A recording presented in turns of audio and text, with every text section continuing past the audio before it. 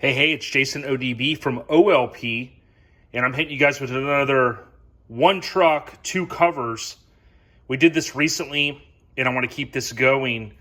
Some may ask, how do you get to the point where you go over these two magazines? Well, I was going through the stacks, doing some organization. I have posted about this truck in the past. I've tagged Mike Sutton. This is Mike Sutton's 2000 GMC Sierra. And let's take a look at what we're looking at. We've got September 02, so 20 years ago, just a couple months back, Brian McCormick shoots it for an epic cover. And then you have over here, November 04, so about 18 years ago. This truck, literally 2 years and a couple of months, totally redone from cover 1 to cover 2. Pretty awesome. So I want to look at these issues. And I often think there's so many epic trucks that have been built and featured, whether on the cover or in print. And often some trucks, when people start talking about some of the GOATs and some of the baddest trucks built and stuff, it's often, I'm always cautious of, the discussions. I appreciate them, but we always have to think back. There's always stuff that maybe isn't etched in our minds. Maybe it's something we didn't get to see at a show and things like that. But I bring it all back to print. Print is key for us because we can go back and we can have the dialogue about some of these badass trucks. We can look at them. And for me, buying these magazines and keeping and holding on to them really was a key thing. I always knew that one day it would come back to help. And I appreciate you guys coming back here to check out all of the content. So we know in street trucks, they were a couple of years old at this point. And one of the things they did, it wasn't on the table of contents, but we know we can look here and see it says Mike Sutton's Body Drop Sierra, a reflection of perfection, photos by Brian McCormick. So here, when it was first featured on the cover, so it was a feature and it was on the cover, basically you had splendid carving. We had Brian McCormick on before and he talked about doing these photo shoots. These were epic because he would take them out to a certain place. They would have the water sprayed down, laid down, and the truck would lay out. He did this a good amount of times, more than I can count off the top of my head. I can't rattle those issues off. We'll eventually get through them all. But this truck, as it stood in this era, 02, was freaking amazing. And I always love that reflection. It really is a thing of beauty. Something that probably people would do now with Photoshop and different apps, but it really took awesome photography. And that's what sometimes I miss these days because, a lot of us are looking at stuff on our phones like you are now. And, I'm not a professional photographer, but I look at stuff like this and just go, wow, tip of the cap. You know what I'm saying? Here we go. Custom truckers came from all walks of life. And it kind of talks a little bit about Mike there. He's straight out of the LBC, so Long Beach representing. I finally got to go to Long Beach September, 2 months ago. So again, the thing I liked about these features is the way they wrapped the text. And you basically end up with, when you flip it, you've got this whole page that's the background, if you will. And then you've got the rear three-quarter shot. We can see here, tip of the cap to Rob Maggi and crew from the famed Master Image Customs.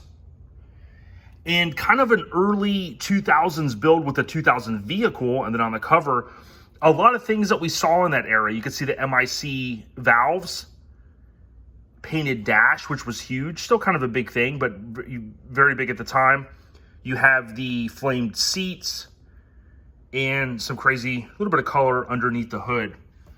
We can see here, we don't see the ST, so more than likely the feature is going to continue. And then boom, this is really what makes some of these trucks even that much more a cut above is, they got these amazing features, rightfully so, because look at the beds done under the hood, the interior, everything. Master Image Customs there in Stitchcraft, who we remember seeing that name a lot in mini trucking, the famed Stitchcraft. Really killer stuff here. And you got the another rear three-quarter from the driver's side. I always liked how they would do this, very subtle. They would put the owner, city, state, and the make and model and year and whatnot. You can kind of see around here what you'd be looking at, but you know, Brian was a master, and he is really good at what he does. We've had him on BMC2U on Instagram. I've tagged him. I always tag him on anything that we can confirm that he shot. Even here and there, if it's something that I'm pretty certain he shot, I'll tag him. We can see boom, ST, so we know that's the end of the feature right there. And that was September 02, so 20 years ago. Now you fast forward 2 years and a couple months and you go, wow. Now, one of the things I want to mention is I was at, the first year I went to SEMA, so let me get this right. I always get this mixed up. I want to say it was 03. I went to SEMA. I was hanging out with Kool-Aid. Had made inroads with some guys out there. And, you know, Kool-Aid and I were running hard. He was running harder than I was, hitting all these shows. And I flew out there, hung out with the Severed Washington guys. And the year that I went, that first year, Mike's truck was there, and I got photos of it. I've shared those in the past. And he's also on Instagram. If you look up Sutton, you'll see it pop up there. But this was a cool feature. Again, Brian McCormick shot it. Now, if I'm scoring correctly, this was the first feature truck that was on the cover twice of Street Trucks. Now, we saw Crew Cut as a giveaway, you know, kind of up here. Again, that was a giveaway. That wasn't, you know, the feature truck, if that makes sense. But this is, I believe, was the first dual cover feature truck. Now, I like it too. It kind of reminds me of the Pat Nickel ballistic shoot. You know, you've got, I'm guessing this was his home. So a real nice home there. And I always dug these cover shoots, just how they kind of did them, truck laid out. Rest in peace, Steve Stillwell. He talked a little bit about what he referred to in his editorial one time, X marks the spot. And kind of doing like a little setup photo here with the hood off. Again, kind of reminiscent of ballistic with the hood off. And you've got the owner, presumably Mike, in there polishing away. Now, this truck just wasn't a minor rebuild. It was pretty insane, and I want to look at that in just a second. And again, I appreciate you guys kind of sticking with us here throughout these features. This month, we roll one of the baddest trucks of the summer right onto our cover, supercharged, bagged, bodied, on cutting-edge wheels. Mike Sutton, Silverado, Brian McCormick. So it may have debuted, I'm going with my instinct. I'm pretty sure I went to SEMA that year, so it was like October into November 03. It may have debuted then, and then obviously went on this run, and then they would have shot it a couple of months prior. Lightning rod. So Mike Sutton turns one of the baddest trucks of 02 into the baddest trucks of 04. And you just look back at these trucks, and I think you know, can't rattle off, you know, everything about these, but I know they're, I think, referred to as NBS, right? Because that was when the new body style had came out. And here's what sticks out to me, dude, is a unibody. Just insane. Really, really badass. You take the interior and you look at it, and it's totally redone. I'm a big fan of this color. I love the way, just a real tight looking interior. And you kind of go to, from what you saw there a minute ago, to like more of a hot rod interior. You also have the door panels, the way they're kind of, not split, but you've got the yellow that ties into the dash.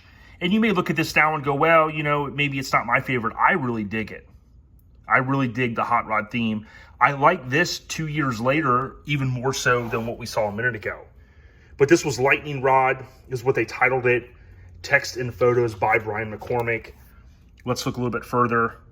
So you got MA, audio, crazy engine setup, detailed 4800 Vortec, sporting immaculate detailing, supercharger. Another awesome photo here with the rear kind of third door, if you will, kind of open, it looks like. You have the cockpit, so to speak. I think the steering wheel ties in nicely. Even the pedals, The grills over the speakers. I mean, I really dig this. Metal dash is similar design to that of the 60 Chevys, which many of you probably picked up on. The other thing that's pretty cool is, again, many people would look at this and probably go, oh, that's just a fiberglass dash you threw in there. Nope, they confirm it is metal. Imagine all the work it would be to have one cover and then 2 years later you come back with this. Here he's sporting Go Easy, I think it was, and MIC. So giving the nod to the guys that helped. And you can see their unibody. So for those that don't know, that's the body and cab seamed together. It's a lot of work. Imagine doing a cab off or frame off, if you will, with something like this, man. You're gonna need a lot more buddies or a bigger shop or a bigger lift, so to speak. We can see here, it looks like it does continue. It's been a long time since I've looked at these issues. So a lot of this I go from memory because it's etched in my mind. There you got an awesome front 3/4 shot. And again, just shot at someone's house, more than likely his. And I just look at it and say, man, how freaking awesome is it? The wheels look great.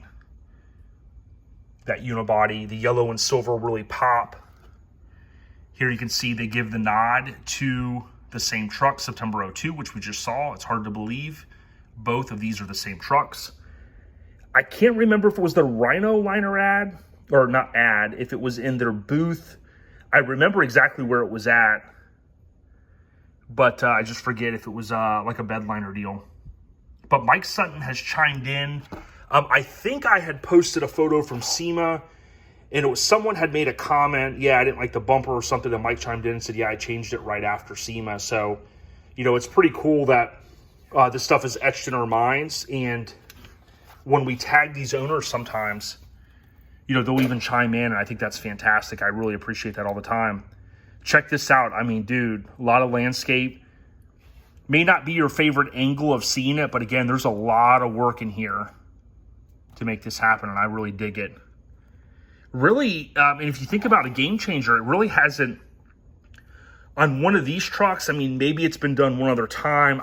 Can't recall a finished truck being done. But, you know, you say, hey, cover 2 years later, another cover. And you could see the nod there to MIC with probably the same gauges. Maybe he got another one and blew it apart, but we saw those, of course, in the last feature that we just looked at. We see the ST here, and we know it's a wrap.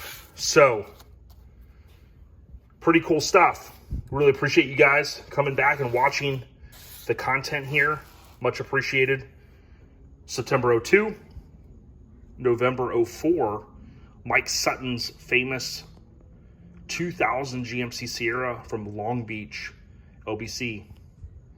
Stay on the rise, y'all. We got ya. Peace.